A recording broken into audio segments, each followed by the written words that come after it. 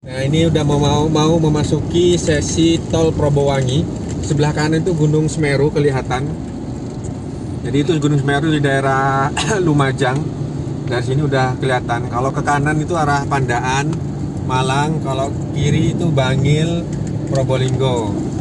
Nah, ini udah kita akan memasuki daerah sesi tol Probowangi. Ini udah sesi setelah Probolinggo Barat arah Situbondo.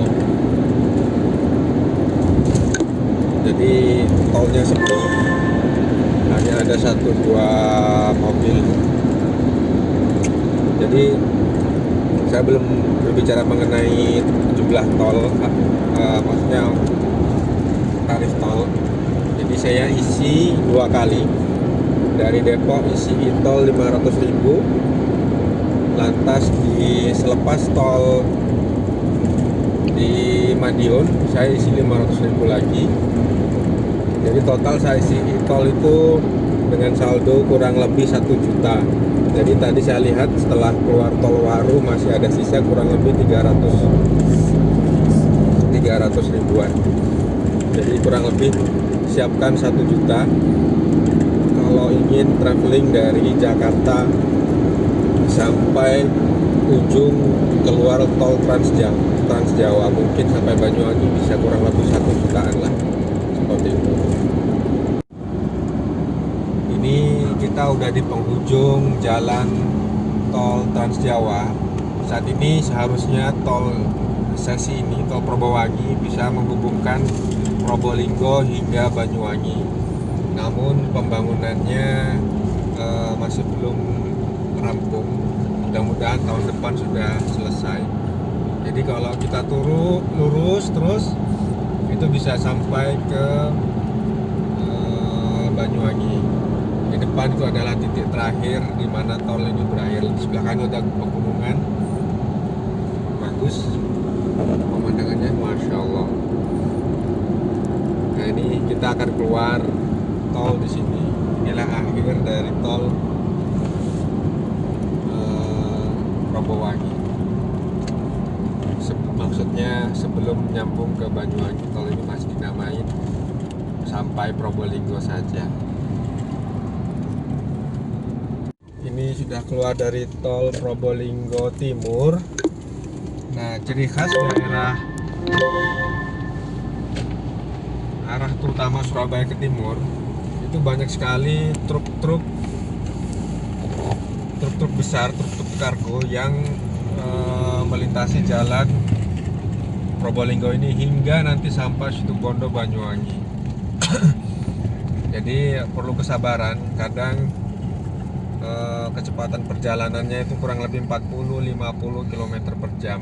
Di sini harus sabar. Terkadang truk itu beriringan satu dengan yang lain di depan. Jadi ketika akan take over, pastikan kita punya space yang cukup dan akselerasi mobil yang cukup. Nah, ini harus sabar. Jadi kondisi jalannya kanan kiri terkadang cukup ramai, namun di depan beriringan truk-truk besar yang melintas daerah ini. Ini termasuk salah satu jalan yang dibangun oleh Dendels, yaitu Pantura, jalur Posdam. Sebelah kiri itu sudah berbatasan dengan laut, sementara sebelah kanan depan itu perbukitan. Ini masih di daerah Probolinggo. Ini terkenal namanya kalau nggak salah ini Pantai Bentar. Dulunya ini pantainya terbengkalai, jadi bukan tempat wisata. Hanya akhir-akhir ini saja yang mulai dipergunakan untuk daerah destinasi wisata. Bentar kok bentar. Jadi salah satu ciri khas juga perjalanan dari Surabaya ke timur adalah kita kadang harus bertempur dengan mobil-mobil besar. Salah satunya adalah bus antar kota, antar provinsi seperti yang di atas, seperti yang di depan saya. Jadi tadi tiba-tiba mobil bus itu take over, dia langsung membanting setir ke kiri. Jadi ya sebetulnya kondisi rimba perjalanan dari Surabaya ke timur melalui jalur Pantura. Ini ciri-ciri jalur Anyer Panarukan. Jadi kanan kiri itu masih ada sisa-sisa pohon asam, dan sekarang itu beberapa ditanami pohon apa itu yang pahit, ya itulah pokoknya. Jadi fungsinya adalah dia untuk melindungi jalanan aspal agar tidak mudah terkikis oleh hujan ketika musim hujan. Ini membuat rata-rata jalan aspal untuk daerah Jawa Timur, terutama yang Anyer Panarukan itu kondisinya jauh lebih baik, walaupun di bawahnya itu tidak ada beton yang sebagai dasarnya. Tantangan di etapa ini adalah kita harus bertarung dengan truk, jadi kita kadang-kadang harus take over banyak sekali truk-truk besar, jadi kita harus sering-sering take over dan ambil ancang-ancang yang bagus.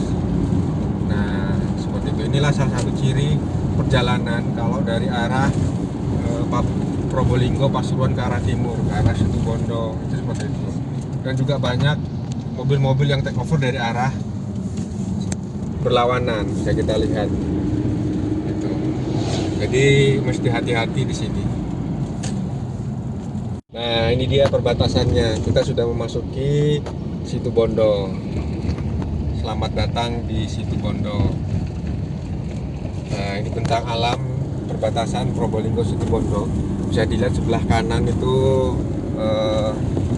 batu cadas lah, batu cadas karang sepertinya.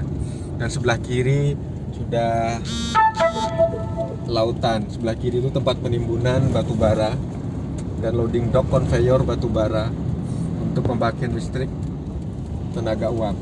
Nah, di depan sini ada rest area yang terkenal yang umumnya dijadikan para traveler untuk pit stop, yaitu rest area Utama Raya. Jadi rest area Utama Raya itu seperti cottage, jadi langsung berbatasan dengan pantai. Nah, seperti yang saya bilang tadi, kita harus hati-hati tetap daerah sini karena daerahnya berkelok. Dan juga banyak truk-truk kargo yang cukup besar, jadi harus bersabar. Daerah sini seharusnya tidak boleh take over, jadi banyak beberapa yang tidak sabar sehingga take over, padahal jalannya itu cukup berkelok. Jadi kita lihat itu pantainya, batu bara yang dimiliki oleh PLTU Paiton.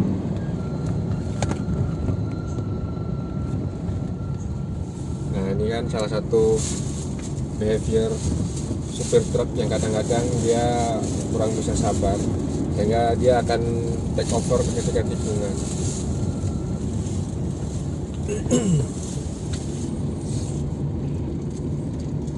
Ini yang dimaksud Hotel Utama Raya. Jadi ini juga selain pom bensin, ini juga menyediakan pit stop untuk para traveler yang capek kelelahan. Ini juga memiliki resto yang bagus dan juga kamar yang langsung menghadap ke laut. Jadi kalau misalnya perjalanan ke arah timur dan kelelahan, ini bisa jadi In 100 meters, turn left. Nah, ini adalah Hotel Utama Raya.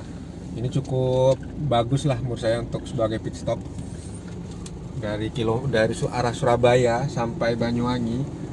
Daerah ini termasuk yang penginapan ini termasuk yang menyediakan penginapan yang boleh dikatakan bintang 5 lah untuk daerah kecil seperti Situbondo.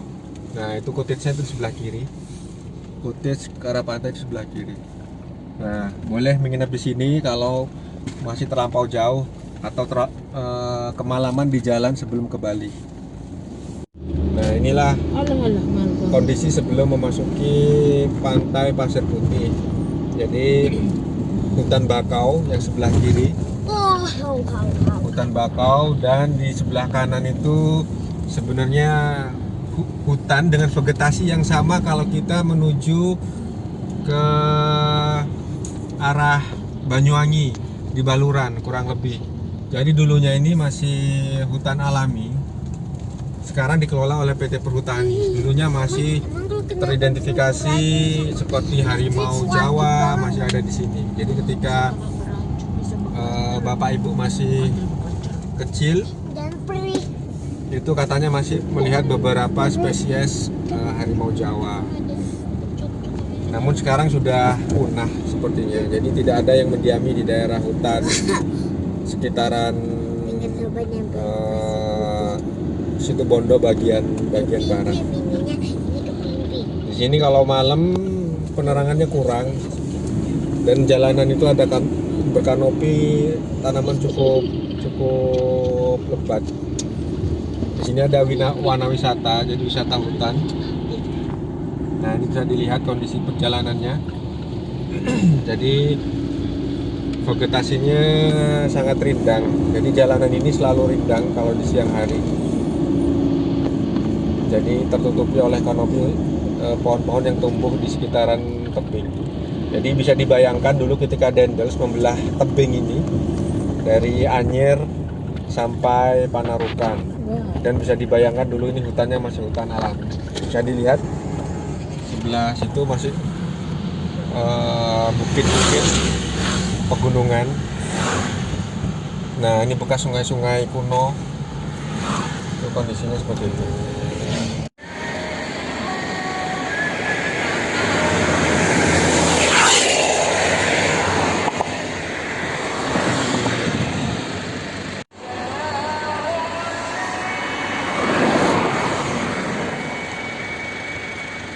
Dari kejauhan terdengar sholawat tarhim. Dari sini masih sejam lagi Mang sampai Situ Bondo.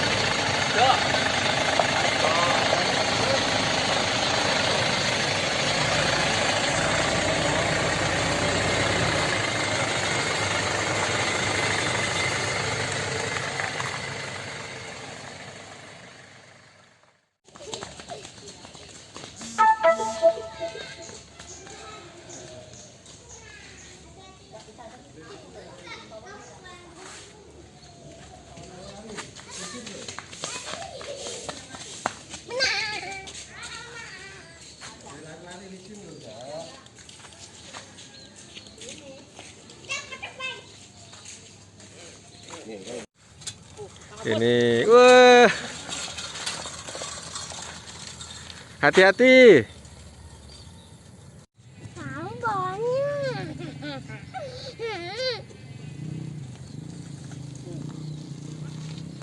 Dah.